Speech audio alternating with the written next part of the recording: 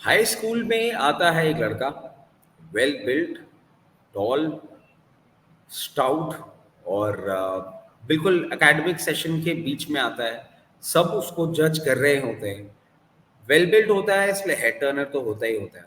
फिर आता है एग्जाम, और एग्जाम के रिजल्ट के बाद में समझ में आता है कि ये सिर्फ वेल बिल्ट ही नहीं, ये एक टफ कंपटीशन बनने वाला है। अगर आप नहीं समझे अभी मैं क्या कह रहा हूं, तो चलिए इसको थोड़ा आगे और बढ़ाते हैं। सैंट्रो, सितंबर 1998, tall boy design, spacious cabin, powerful engine. आते ही क्लास के फर्स्ट आने वाले लीडिंग बच्चों को दिया अच्छा कंपटीशन, मारुति 800, मारुति जेन, और बन गया गेम चेंजर। जी हाँ, हम बात कर रहे हैं हुंडई इंडिया के आईपीओ के बारे में, जो कि आज 15 ऑफ अक्टूबर को खुल चुका है। अब देखिए, एक सबसे बड़ी बात यह है कि 26 इयर्स हो गए हैं, और जो पेरेंट है हुंडई मोटर इंडिया, ये आज एक अनादर बहुत बड़ा लीप लेने जा रही है। क्यों? क्योंकि ये लेकर आ गए हैं इंडिया का सबसे बड़ा आईपीओ। आज तक इंडिया ने इतना बड़ा आईपीओ नहीं देखा है, और 28,000 करोड़ रुपए का आईपीओ लेकर आए हैं। और ये जो आईपीओ है, इसको आप ऐसे भी बड़ा समझें क्योंकि लिस्टेड स्पेस में बहुत सारी ऑटोमोटिव कंपनीज हैं, बट ये सेकंड लार्जेस्ट कार मेकर है इंडिया की सिंस 2017। और इसमें अब देखने वाली बात ये, अब थोड़ा हम फैक्ट्स एंड फिगर्स पे आ जाते हैं कि इस आईपीओ के अनाउंसमेंट के बाद से ही हुंडई की जो पेरेंट कंपनी है, हुंडई मोटर कंपनी जो है, उसके स्टॉक में सर्ज आया था 36% का। कहीं ना कहीं इस आईपीओ का यूफोरिया जितना इंडिया में है, उतना ही आपको कोरिया में भी देखने को मिला है। रिटेल इन्वेस्टर्स के लिए आप देखें 35% शेयर है टोटल आईपीओ का, और 49.7 मिलियन शेयर्स हैं। इसको अगर हम समझें तो 7 मिलियन डीमैट अकाउंट होल्डर्स को इस आईपीओ में इजीली अलॉटमेंट मिल सकता है। एचएनआई कैटेगरी में 50% है, क्यूआईबी म्यूचुअल फंड्स और एफआईएस जो कैटेगरी होती है। अब इसके थोड़े और टेक्निकलिटी में जाते हैं।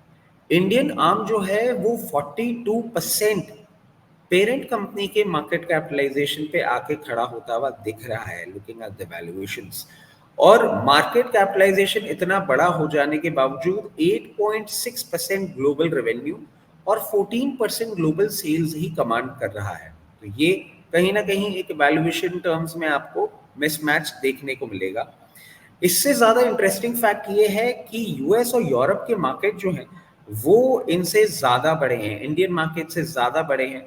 बट तब भी जो हुंडई मोटर कंपनी है उसने नहीं सोचा वहां पे अपना स्टॉक को लिस्ट करने के लिए, क्योंकि कहीं ना कहीं ऑटो स्टॉक्स जो ट्रेडिशनल ऑटो स्टॉक्स होते हैं वहां पे इतना प्रीमियम एंजॉय नहीं कर पाते हैं जो इंडियन मार्केट में अभी ये कर पा रहे हैं।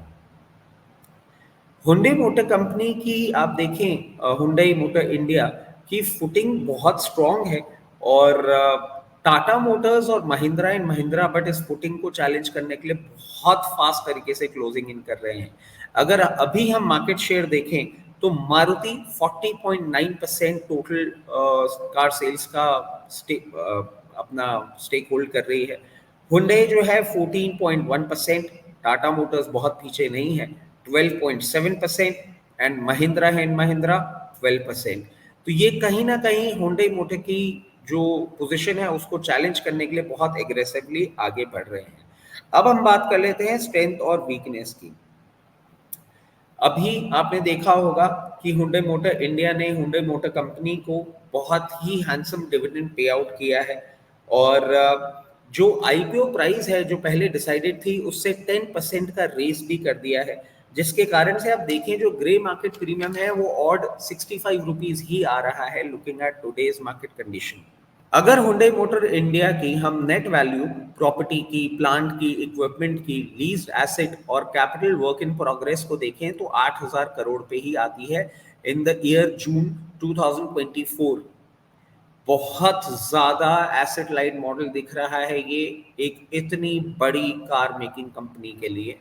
एनुअल प्रॉफिट अगर देखें तो 6,000 करोड़ का है इन फाइनेंशियल ईयर 2024। तो return on equity 57%, return on investment 237% आ रहा है in the financial year 2024। Free cash flow है और कंपनी ने बहुत ज़्यादा डिविडेंड डिस्ट्रीब्यूट कर दिया है अपनी पेरेंट कंपनी को।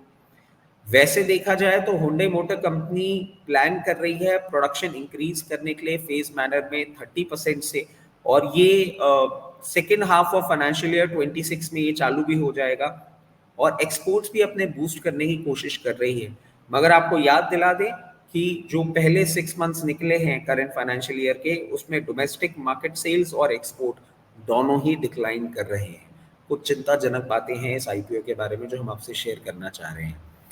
और एक्सपेक्टेड है slower profit growth, potential market का इनका जो हम देख रहे हैं शेयर, उसमें भी इरोजन आ सकता है, क्योंकि हम आपको पहले ही बता चुके हैं कि टाटा मोटर्स और महिंद्रा महिंद्रा बहुत फास्ट क्लोजिंग इन कर रहे हैं।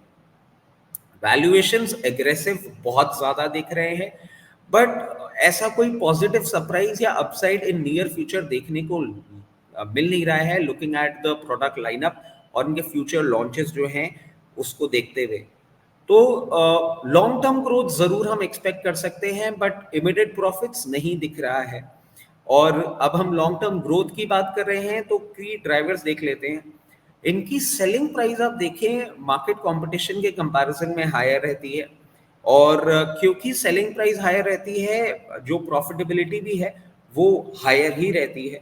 अराउंड 8x ग्रोथ किया है ऑपरेटिंग प्रॉफिट्स में, और 17.4% CAGR रिटर्न रजिस्टर किया है। मगर आप देखें कि फाइनेंशियल ईयर 19 से फाइनेंशियल ईयर 24 तक हम देखें तो इनके मार्जिन्स टफ कंपटीशन के चलते धीरे धीरे नीचे हो रहे हैं। अब हम इसका एक सिग्निफिकेंट एडवांटेज भी देखें जो हम इग्नोर नहीं कर सकते हैं, कि पेरेंट जो है हुंडई ग्रुप वो लीडर है in electrification and software in mass market cars. और आप हुंडई के कार्स को जब देखते हैं आपको साफ दिखता है जिस तरीके के वो फीचर्स लेकर आते हैं वो क्लास में कोई और कार कंपनी दे ही नहीं पाती है। तो ये एक एडवांटेज इनका बहुत बड़ा है, जो कि इन फ्यूचर इनके लिए एक बहुत बड़ा पॉजिटिव साबित हो सकता है। हुंडई को अगर हम वैसे देखें तो बहुत एग्रेसिव अप्रोच रखती है, मार्केट रिसर्च इनकी बहुत ज़्यादा स्ट्रांग होती है और डीप कस्टमर अंडरस्टैंडिंग होती है।